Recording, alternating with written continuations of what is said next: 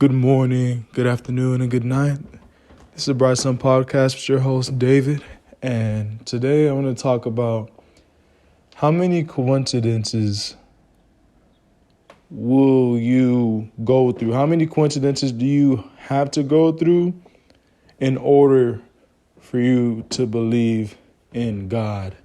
Now, I'm not saying like Christian God, Muslim God, Judaism God. I'm not just some sort of God, right?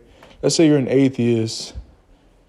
You experience a coincidence, right? Something that happens that seems so extraordinary, something that's like, how could this have happened randomly? Like this happening randomly is such a shock. But of course, if you don't believe in God, then for you, it's going to be a coincidence. And then for someone who believes in God or some sort of universal thingy, majiggy, they're going to be thinking, oh, it was God. You know, they put me there or they made this happen, right?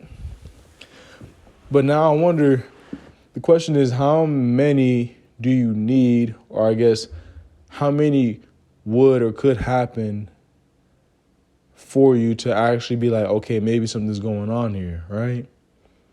Because these things, when these coincidences happen, these extraordinary ones, shocking ones, out of the blue, maybe you can even say some miracles sometime, or things that just happen to be too good to, you're just like, wow, this really happened on a slim probability, right?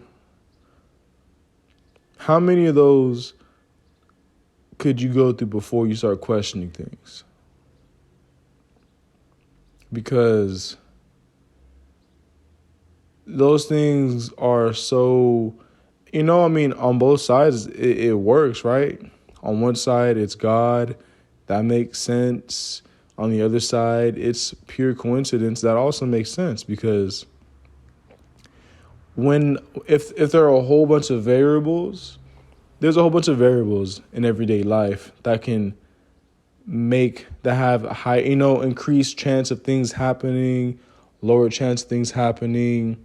And lower chance means that it would be less likely to happen, but it doesn't mean that it won't ever happen. It just means, let's say, for example, you walk outside, there's probably a 0.0 something percent chance that you're going to get hit by a plane falling down from the sky. You know what I mean? But that doesn't mean it can't happen. Now, let's say, not even talking about the whole plane part, but something where you've experienced that when you think about it, it's like this happened and all these variables were in place for it to happen.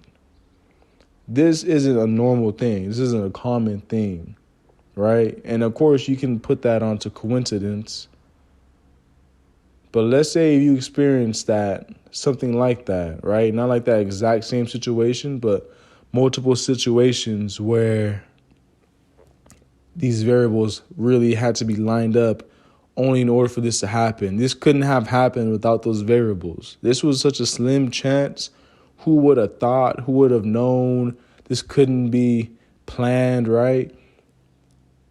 How many times could you experience that before you start really being like, maybe something's going on here? Is it 5, 10, 15, 20? If you experience it too fast, do you kind of become desensitized to it? If a lot of coincidences happen, is it luck? The people talk about luck. What is luck? So, luck is a positive coincidence.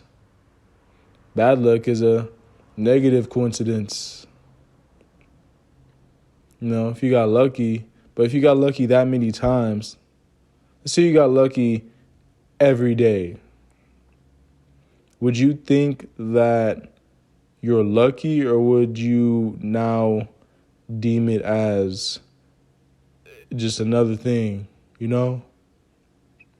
Or is it because these lucky things are in such scarcity that if you experience it enough, they don't become lucky things, because then it's not coincidence, it's common, or it's common, and that means that other people are going to experience it, so it's not so special or rare, unique, or something like that. Maybe it starts being a coincidence at that point. I think it's a very interesting thing to think about, because you don't have explanations for, or you typically won't have explanations for why these coincidental things happened. And if you're someone that does believe in God, you have an answer. And if you're someone that doesn't, you would go through the road, the map of, this thing at this time and this person, and you know what I mean? And once again, both can be true. Of course, one of them is wrong, and that's still one of the biggest mysteries of forever. But, it definitely is some fruit for thought. Is there a number? If someone experienced something 15 times, a coincidence, would that affect them? Would that change the way they think? Is it 20 times? Is it 30? Or if they see a miracle, I wonder what things, because usually the reason why, at least from what I've seen, that someone is an atheist or someone doesn't believe in God, doesn't really mess with religion, is because there's not evidence. You don't see the sky opening up. You don't see some white dude with a beard and stuff coming down. You don't see demons and angels, and you don't see it. You don't see how it's changing your life or how it has an effect on your life. So why would you believe in it, right? It's kind of like any sort of product or food. If you're eating something, you're consuming something, you're buying something, and it makes no effect, you're not going to believe in it. You're going to stop buying it. It's going to be something that, I guess people buy it, but I'm not going to buy it. They're wasting their time buying it. It doesn't do anything. You know what I mean? And I guess that only thing that you could really use as evidence, or things that could really even have someone think, are those coincidences, or the good luck, or maybe you could say the miracles. I mean, miracles are still a mystery, like when somebody dies and somehow comes back from the dead, or someone almost dies, or someone somehow survives this thing that's like, how did you survive that? Like, other people have died and yet you survived. What does that mean? Maybe that's another question too. Does that have to mean something?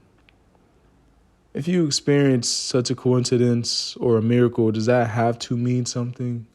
If I almost die, but I survive, can that not just be me surviving? Or is that something that has to mean, therefore I'm meant to live, or, therefore I was chosen? You know what I mean? Does that have to have a meaning to it? So that's even some more fruit for thought. Yeah, man, there's a lot of fruit today. I might have a fruit bowl after all this fruit for thought. But yeah, let me know what you guys think.